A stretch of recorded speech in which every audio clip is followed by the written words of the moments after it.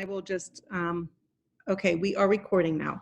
Okay, so welcome everybody to Homegrown Stories. This is episode 8. And today, one of the most important things for North Dakota and in general for any human civilization is education. So that's why we want to invest in education. We want to make sure we have good leaders in education. But a lot of it gets really confusing when we are voting on educational issues. I was a president of the Killdeer School Board. And even with that, it was very confusing to me. But I knew that every child counted and that there was this formula and then there's taxes and things like that. So today, my very, very special guest is Brandt, and he is a longtime educator, a longtime leader in education. So we're going to get to know Brandt a little bit today, and I'm going to ask him some of those questions that might help voters understand what they're voting for when it comes to paying for public education, which we all agree is part of our duty as a civilization. So, Brandt, welcome. Thank you. Thank you so much for giving me this opportunity. I really appreciate it. And I look forward to our discussion and talking about education, something that's near and dear to my heart and a definite passion of mine. So I look forward to it. Okay. So well, let's first get to know Brandt, because as we know, good judgment comes from character. So, and knowing your history. So tell us about yourself. Where did you grow up? What's your education, family? Yes, so I was born in Langdon, North Dakota in Cavalier County, because that's the closest hospital to Munich, actually from Munich, in northeast part of the state. My family at that point, I was the youngest of 13 kids. I have 8 older brothers, yes. Oh my gosh. 4 older sisters, so I come from a very large family. My dad had an 8th grade education. My mom had a high school education. There were farmers in the Munich area. But education was very important to them. And so many in my family have continued on in education. I have a brother that has a doctorate and has just retired from Ohio State University and a brother that's a veterinarian and so forth. So I knew you had the tie to Ohio. So okay, yeah. Wait, I have to interrupt you for 2 seconds. So this is always 1 degree of North Dakota. You know the 7 degrees of Kevin Bacon? Yep. It's 1 degree in North Dakota because number 1, I'm an Ohio State grad with my veterinary degree. There you so go. Boom. Okay, go ahead. So 13 exactly. kids, and I also have to say, you know, I make some fun of some of my friends that have 5 kids, and they say, "Oh, you have a basketball team." You guys actually have 2 basketball teams with some cheerleaders. So exactly. So even though I grew up in a large family, I went to a small school. Munich High School is where I graduated from. Okay. We graduated. I was part of a class of 5, and North Dakotans would appreciate this. It would have been 3, but we had 2 good athletes that wanted to play basketball at Munich, and so they transferred in. So that's why we ended up with 5. So you actually had to transfer in. Exactly. To get to 5. So interesting. Love it. But yeah, so from high school, and then I went to Northwestern College in St. Paul, Minnesota, which is now University of Northwestern in St. Paul. There I was active in, I participated in basketball for 3 years. I ran track for 4 years, or I ran cross country for a year. So really activities was a big part of my college and the high school days and so forth. So that's why I'm part of athletic director now, so forth. That's just part of that. But from there I went to, so I graduated from Northwestern College in St. Paul, and with a math ed degree. So I math ed and a coaching minor, and then also part of that college is that you have a Bible degree as well. So that's what my 2 majors were. Yep. Yeah, that's very Renaissance, right? Like math, religious studies, and athletics. You're a Renaissance man. So from there, I started my professional career at Shiloh Christian School in Bismarck, where I taught math for 9 years and transitioned to administration.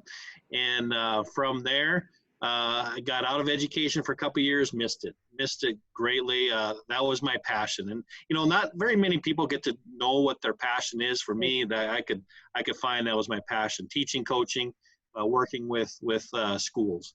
And so after 2 years, I started in the public school system at HMB, Hazelton, Moffat, Braddock. I was their math teacher. I did some coaching there.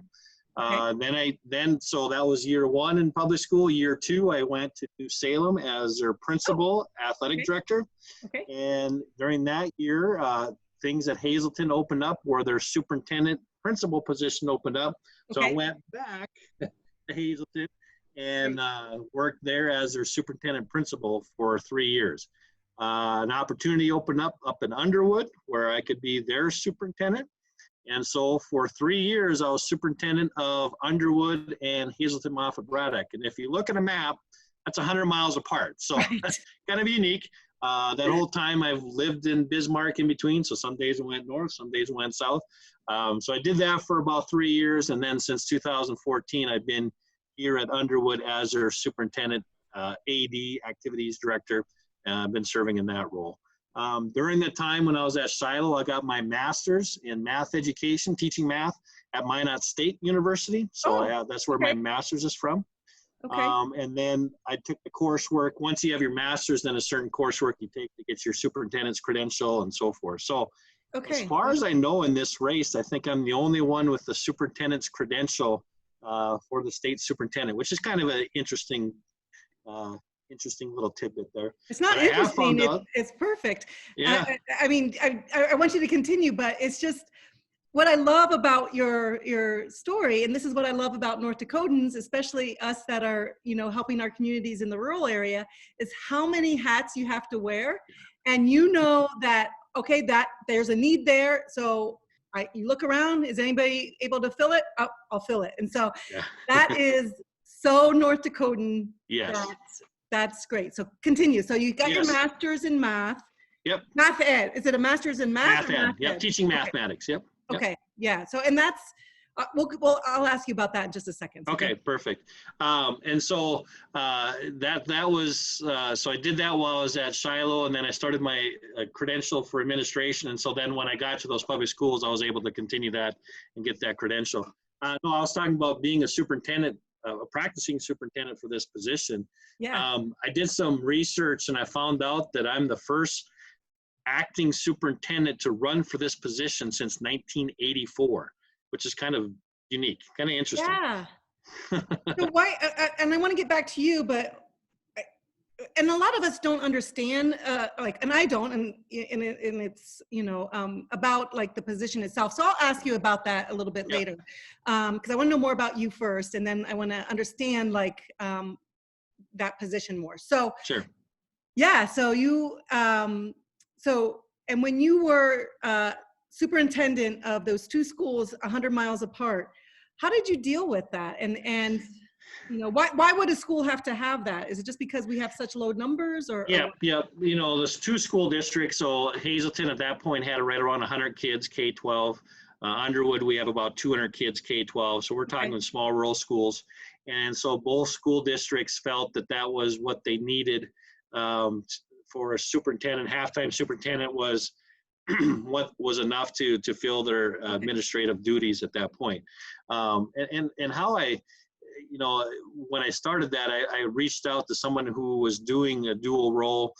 There's a few of us that still work with two different districts.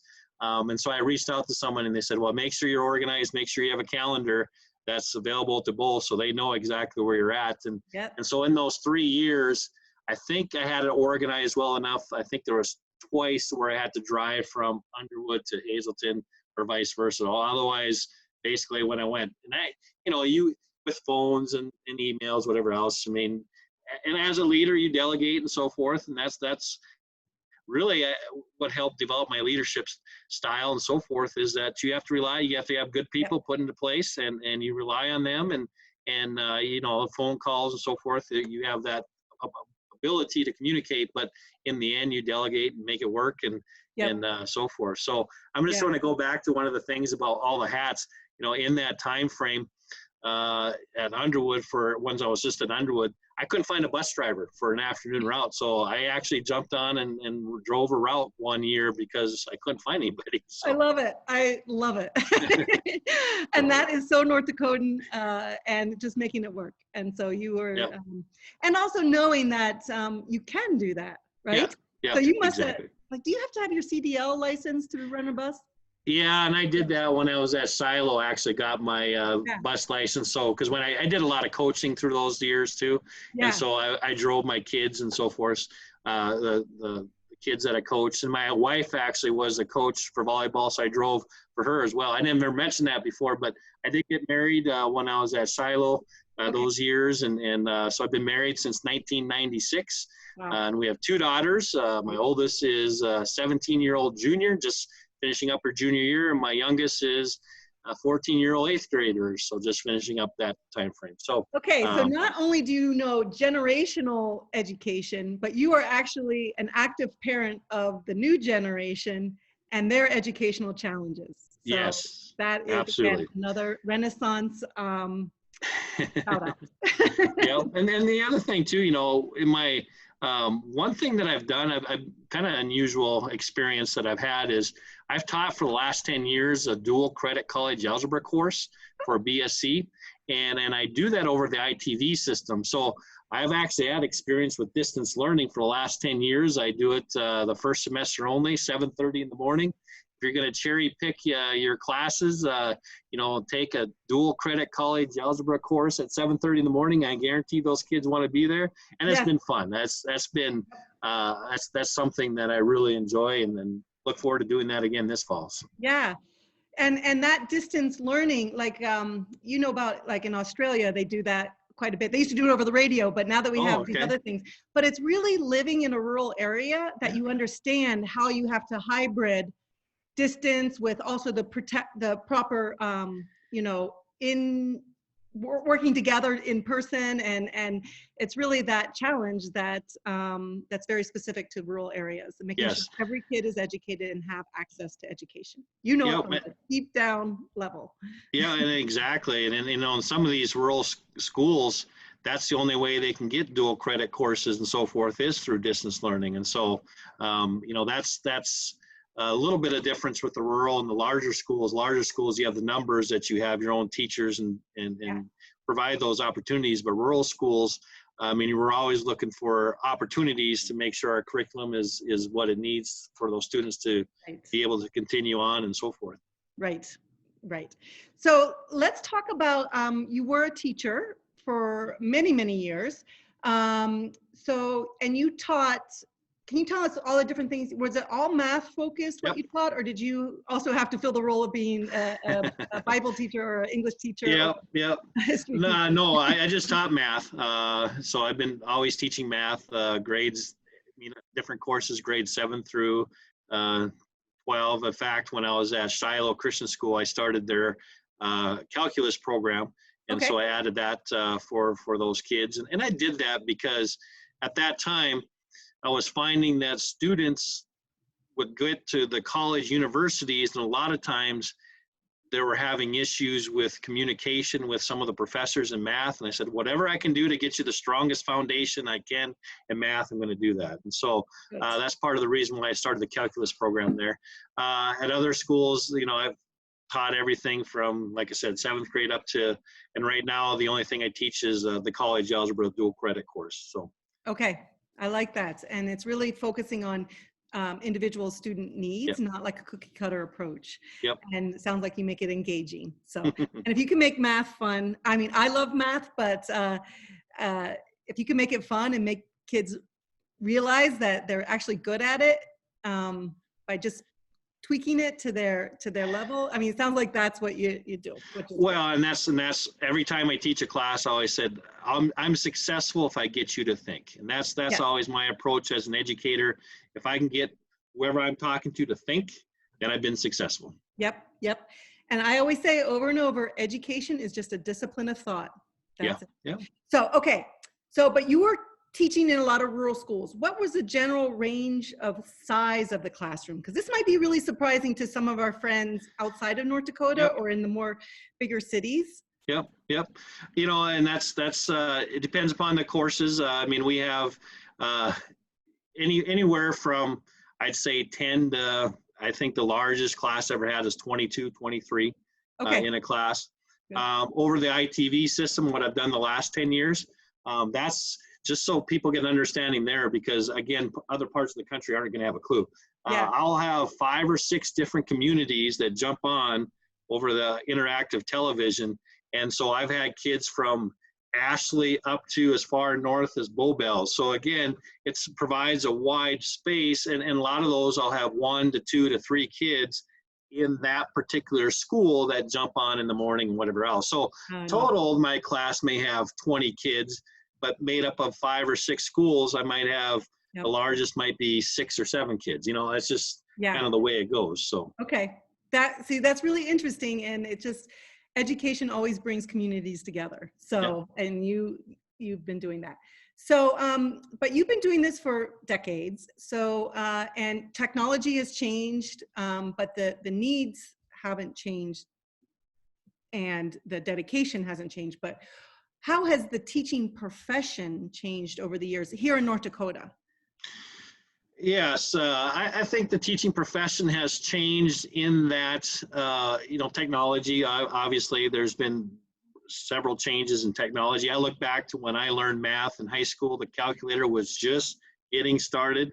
That's one thing, my college algebra, I do definitely utilize a graphing calculator, and I think that's important for kids to have the tools. Again, tools are just those tools. If you're not thinking, it's not going to help you. You have to think with whatever tools you have. As far as how teaching has changed, I think the biggest challenge that I've seen over the in a 25 years of education experience, just so people have an idea how many years that this encompasses. It's a lifetime for some people. Yeah. The biggest change, some of the changes we've seen is, and we're fortunate. I'm fortunate here at Underwood. We have a very supportive community and so forth. And I think in a lot of rural areas, you still continue to have that, where the school is kind of the hub of the city, of the community. That's not always the case in all communities and so forth, but here it is. And so the changes that we've seen is sometimes parents have that expectations that they want the school. I mean, it used to be this way. I remember I never wanted to get in trouble at school because I knew when I got home I'd be in twice as much trouble. Right. That's not always the case these days, unfortunately. Right. And so, like I said, I can't say that for the community I serve. Communities I've served in, they've been great, but I know little snippets here and there where you get that aspect of it. So you just kind of work through it and keep working with the parents and try to help them understand the perspective. And sometimes you just have to say, oh, well, I'll agree to disagree at this point, but we want to make sure your student is taken care of and so forth. Right. Yeah. And part of that is just, us community members just don't understand. And so when you have that open communication and that respect, that's you are actually educating the community on what education is and their responsibility. So we thank you for that. So then you moved to school administration. Yes. So that was it's a completely different career, even though you're administrating teachers. So can you tell us a little bit about that and what it was like?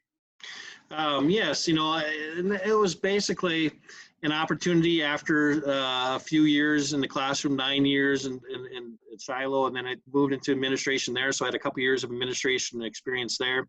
And when I got to public schools, teaching, but I was always looking for those opportunities. And really, it's leadership opportunities. I mean, administration is about leadership, helping your staff, helping your community, saying, if I'm at point A, how do I get to point B? How do I go from here to there? Right. What are the steps that we need to take? Right.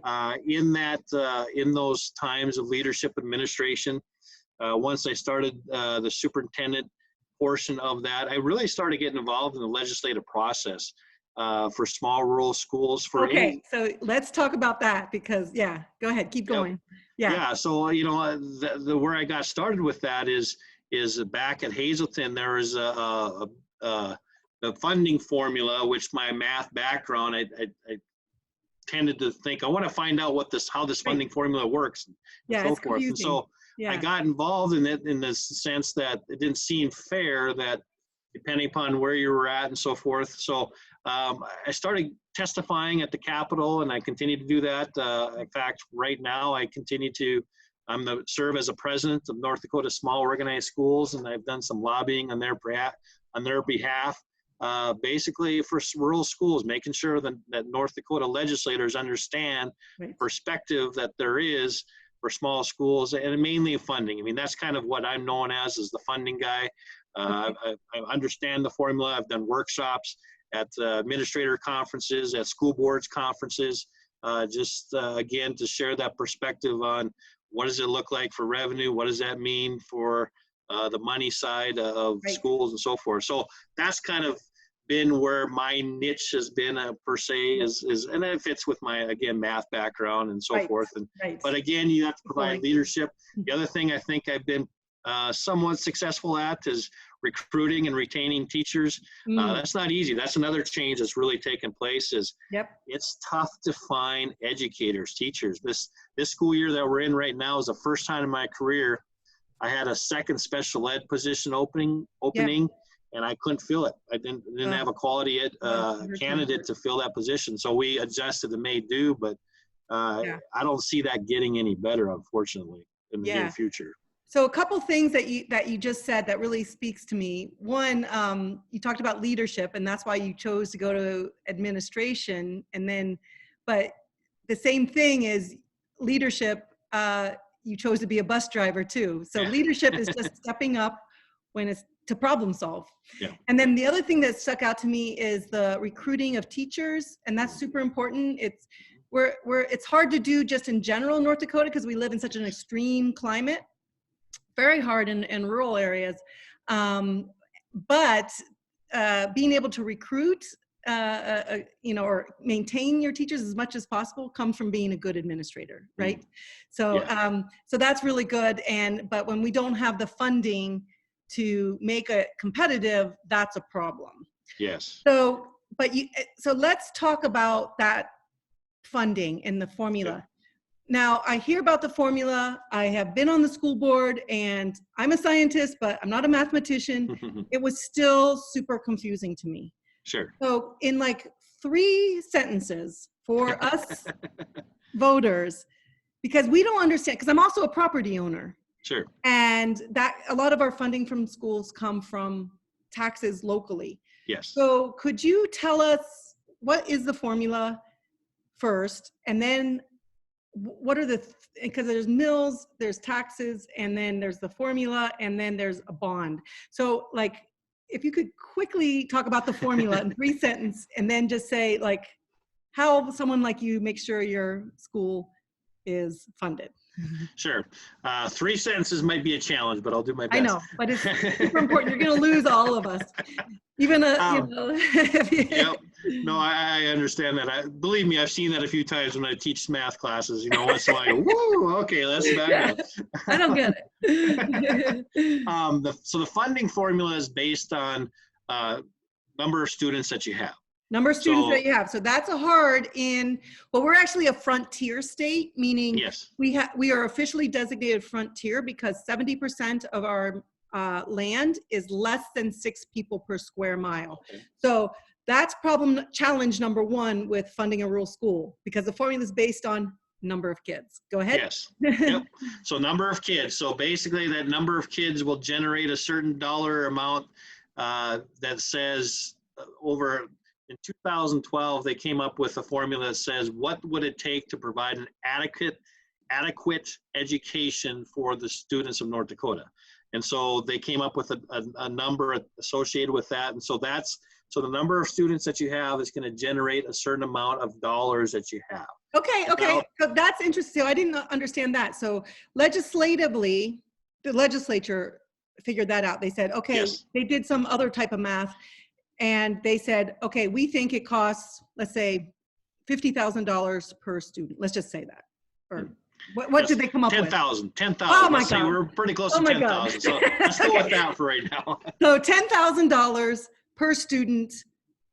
So that piece of information times the number of students Yes. So that's one place that we can change potentially, some funding is legislatively Yes, on that absolutely. number right there. Okay. Absolutely. And that's the huge part of the formula that always goes through every 2 years that gets Okay. Okay. recycled and so forth. So And so folks, that's small what you're going to be voting on. Okay.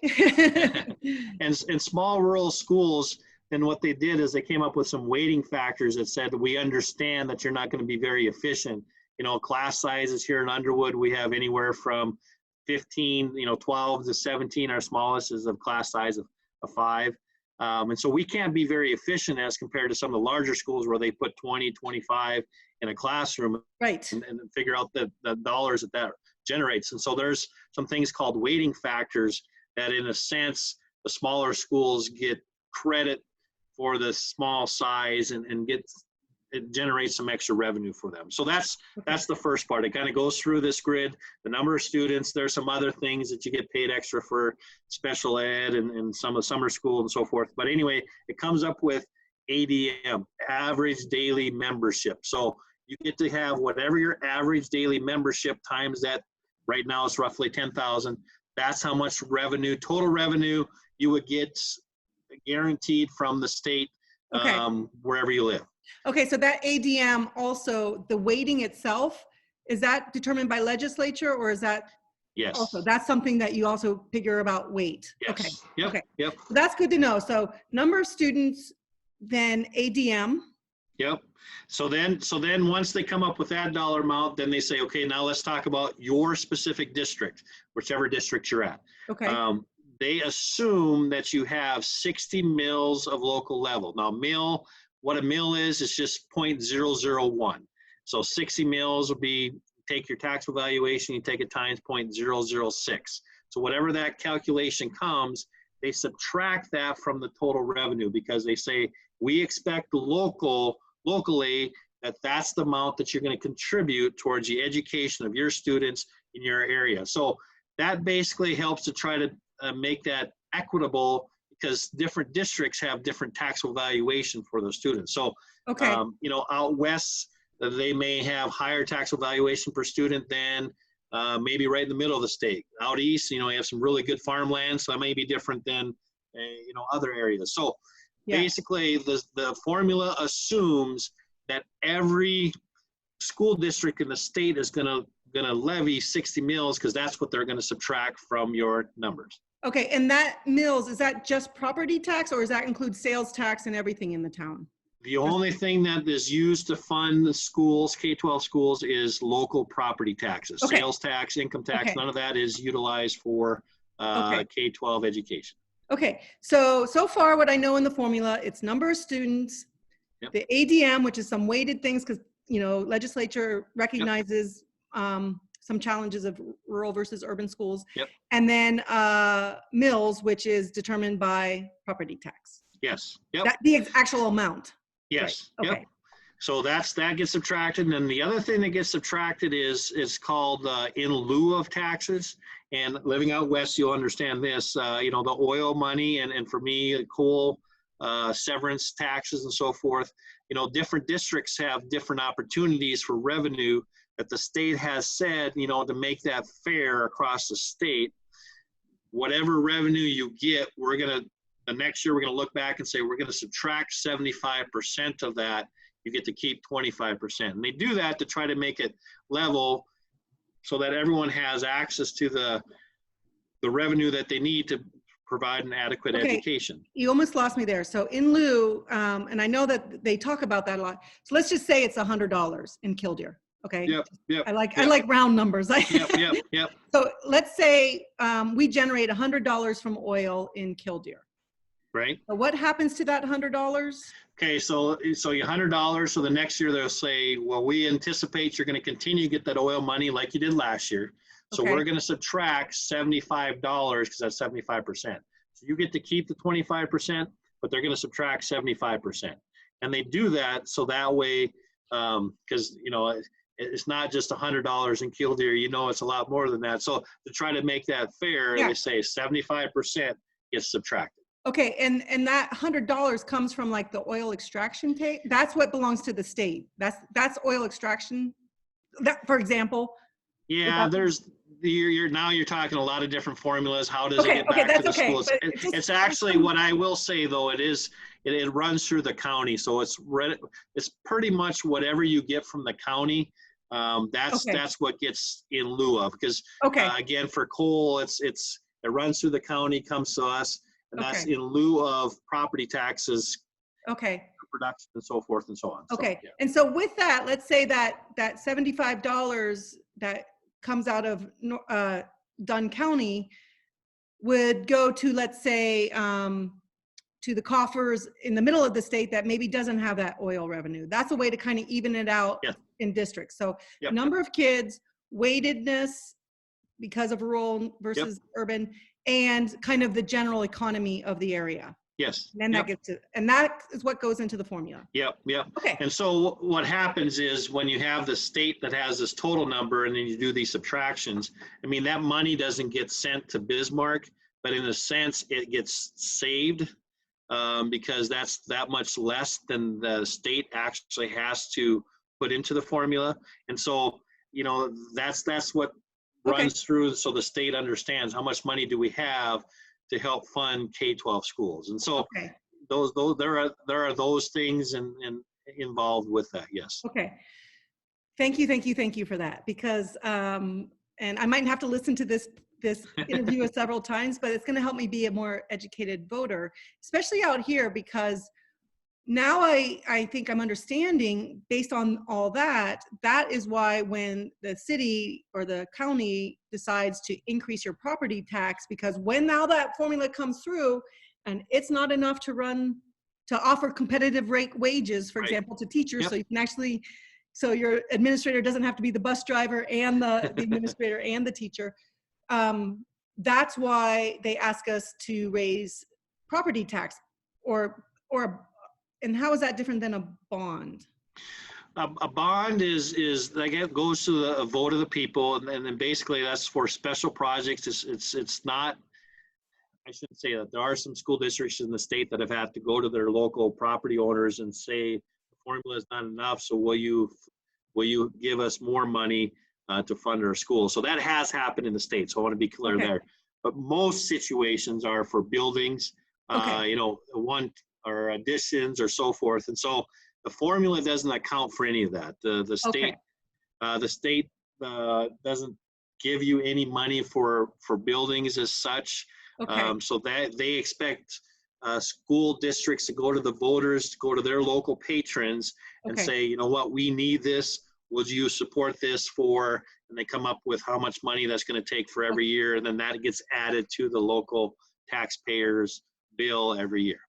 Okay, thank you for that. That helps me as a voter understand why my taxes keep going up and they keep coming, and that's a real challenge, because at least out here in oil impact country, we are unfortunately saying no. I mean, our property taxes are already so high. Our cost of living is so high. It's just really squeezing us. And so this is what's really harsh, is that we're saying no, and now the schools have to do what? Well, and I'll add this to it, which again is kind of getting in the weeds a little bit, but it is a factor in the western part of the state.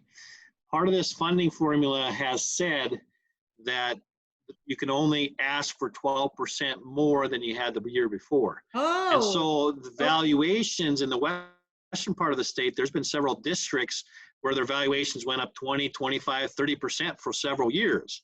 And it was capped at 12%. And so what's happened over time, there are some districts, mainly out west, that are, instead of subtracting 60 meals, they're only subtracting 30 meals, for example.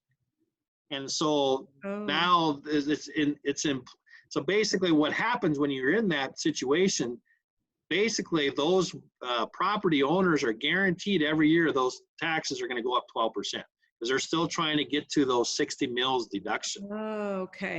So the great increases in taxable valuation has created some issues in the funding formula that were addressed this last session, but it continues to be an issue that we're looking at and dealing with. Well, all I can say is I'm glad you are a mathematician. And but that helps me. And now I can explain to, my fellow community members and everything during my campaign, what that means. Yeah. And so, okay. So thank you for that.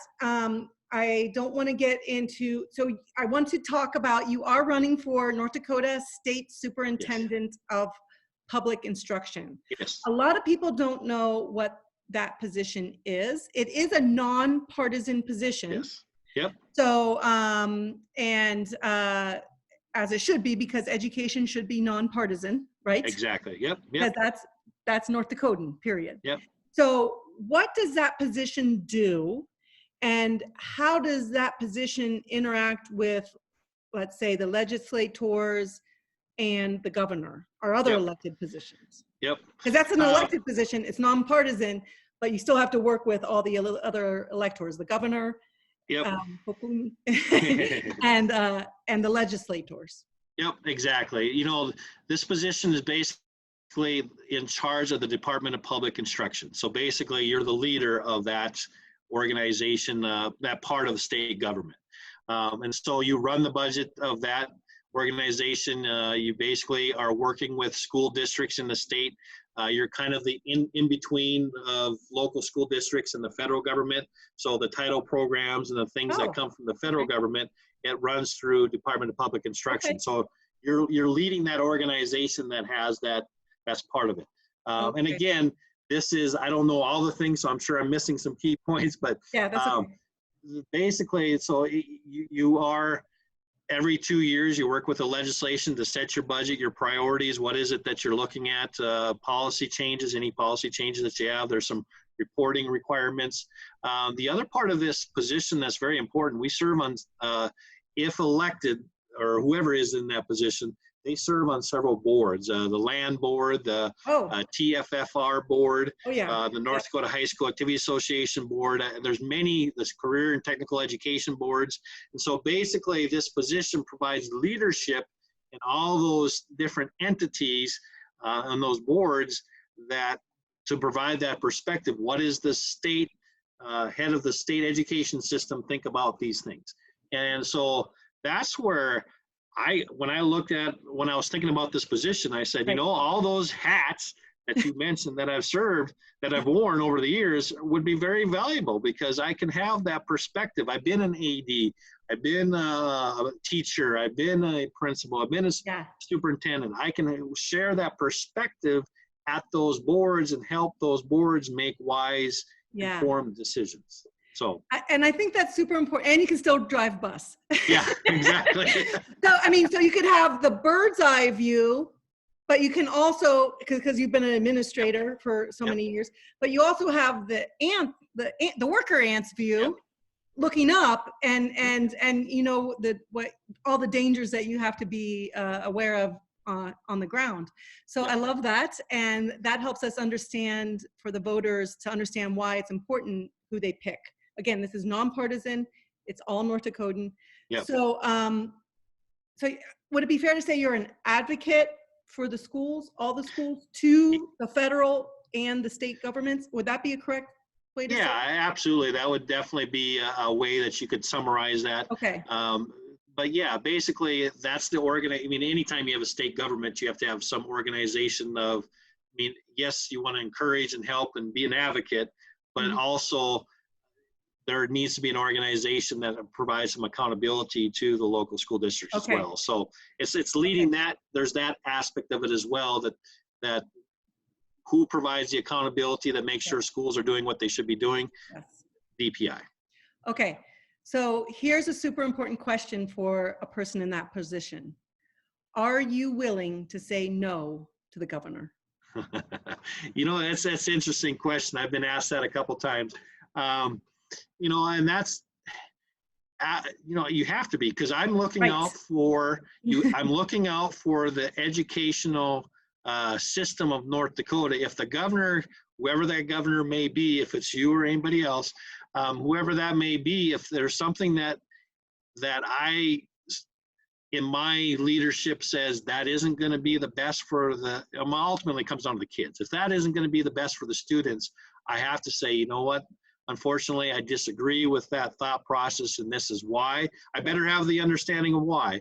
Right, I mean, right. better be able to sell and encourage why that would not be a good decision, and maybe it'd be better to look at it this way. So Yeah. absolutely. I mean, that's in some states, this position is appointed by the governor. I mean, I know that's happened in several states, but in North Dakota, it's elected position because I think they feel then you have that accountability back to the electors and the people that elected that, you know, technically this position doesn't work for the governor, but you definitely have to be working with the governor for the educational system of North Dakota. Right. I love North Dakota even more because of that, because our representatives should be elected, and I love that. I love that accountability. So I didn't know that was different in different states. That sometimes it's appointed. I'd much rather have an elected position because then you have the accountability, right? You can say no, and this is why. And so, and I love that you have that breadth and depth and scope of understanding that hopefully as any good leader, you should, just like you wanted people below you to help you understand as you made difficult, hard decisions for something as important as education, that you have that scope that you can make it understandable, just like you did the formula for us voters. so that's super important. And and you can still drive bus. So, you know, I want to just underline that, you know. So, okay. Now, you've really helped enlighten a lot of us, and I hope that you can use this video, you know, to help educate other people. I know I will when I am asked about funding for schools, because it's really going to help me understand. So, with your permission, I'm going to use that information. So, I want you to bring it home with, and I always ask this at the end of these stories: what's your favorite thing about North Dakota? You know, growing up in North Dakota, I just love the wide open spaces, the spirit of North Dakota. I mean, I thought about this. You live in Dickinson area, so I'm guessing you've been to Medora a few times. They do a wonderful job of really capturing the spirit of North Dakota. I mean, you think about the musical, you have the gospel, you have yodeling. They do yodel. Yodeling, dancing, celebrations, and it's the Teddy Roosevelt's always that spirit of North Dakota. That you know, it's something to live in North Dakota. We know what it means to not necessarily see anybody for a while, and we're okay with that. We can live with that, and we can deal with the harsh winters and so forth. But when it comes down to it, it's the can-do attitude. It just happened as I was. You know, as you mentioned that, I just happened to listen to Cara Mund, who spoke for the BSC graduation. And she talked about how, you know, it took her 4 tries to be Miss North Dakota. And then when she got to the Miss America, she's like, well, how am I ever going to even compete when all these other states? But that's what North Dakotans, we do whatever, you know, whatever we think we can do. We say, you know, bully, you know, we try. And that's, as I thought about this race, like I've never run for anything before in my life. You know, why should I even try this? But that's the North Dakota spirit. Let's try it. You never know. So that's what I love about North Dakotans. We understand that we work hard. There's that work ethic that carries us through whatever else, and we're willing to try things. I think that's great. Yeah, So when you say that, every North Dakotan gets what you're saying. I mean, we don't like posers. You have to feel that, and you know, we have to. That's how we survive. And I love it. So Brandt, thank you for spending your morning with me, and thank you for stepping up to. It's not easy running, you know, no, it's not. And especially you have 2 young kids at home, and so during a pandemic. So thank you for running, but it is super important. I know that this position will eventually get support from either party. My hope is both parties support it, because education is actually nonpartisan, and but either or, I support you. And I thank you for all your years of service and your dedication, especially to the rural schools. That's the majority of us. Well, it's not the majority of us, but it's a big part of our culture. It's a majority of the school districts, not the majority of the students, but it's the majority of the school districts. There you go. Absolutely. So keep fighting for us. Thank you. Keep driving bus, and we will see you on the other side. All right. Thank you again so much. I appreciate it. I always enjoy, look forward to future conversations. Look forward to it. Okay. Thank you.